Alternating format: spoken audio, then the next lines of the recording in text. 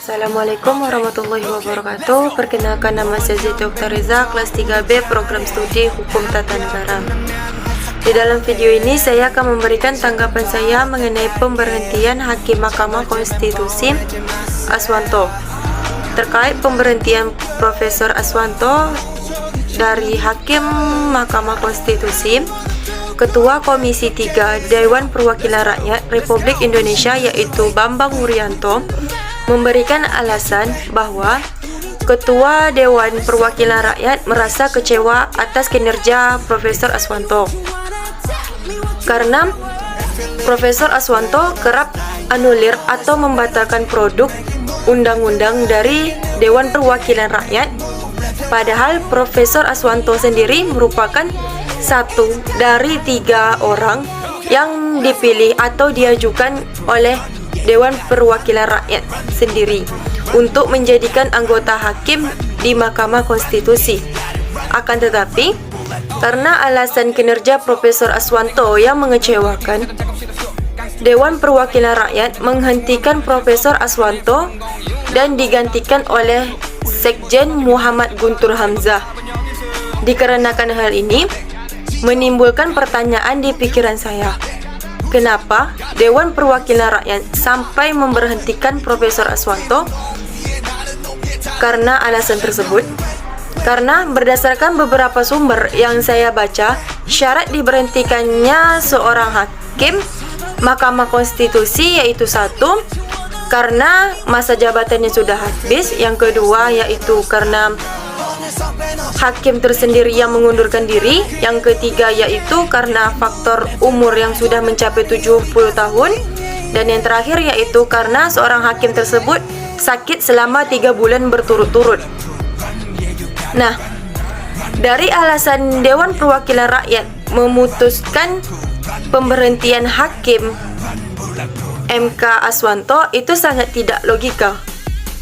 Alasannya sungguh tidak masuk akal. Tetapi dalam hal ini menimbulkan spekulasi bahwa Dewan Perwakilan Rakyat salah paham atau salah mengartikan mengenai posisi kedudukan Hakim Mahkamah Konstitusi.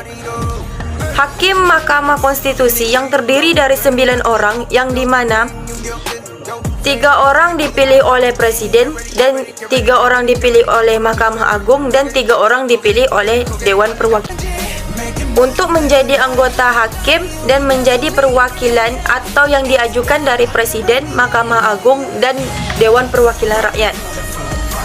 Mengenai kasus ini, pemecatan yang dilakukan oleh Dewan Perwakilan Rakyat dianggap tidak sah karena bertentangan dengan Undang-Undang Dasar, melanggar Undang-Undang Dasar, dan karena Dewan Perwakilan Rakyat juga salah memahami surat Mahkamah Konstitusi kepada Dewan Perwakilan Rakyat, yaitu berisi konfirmasi perpanjangan jabatan periodisasi 5 tahun atau sampai usia Hakim Mahkamah Konstitusi tersebut 70 tahun. Jadi, di dalam kasus ini, pencopotan Profesor Aswanto yang dilakukan secara mendadak belum dicampuri dengan Mahkamah Konstitusi. Malah DPR yang mengatasi. Seharusnya hal ini harus diatasi oleh Mahkamah Konstitusi atau Presiden atas usul dari Ketua Mahkamah Agung menurut ketentuan yang berlaku yang menjadi sumber referensi yang saya baca. Karena tugas Dewan Perwakilan Rakyat hanya memilih dan mengajukan, bukan memberhentikan.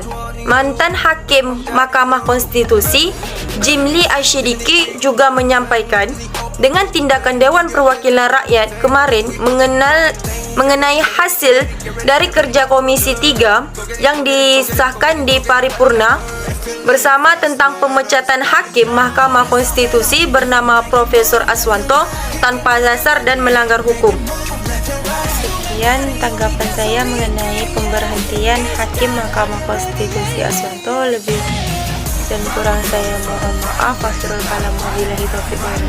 Wassalamualaikum warahmatullahi wabarakatuh.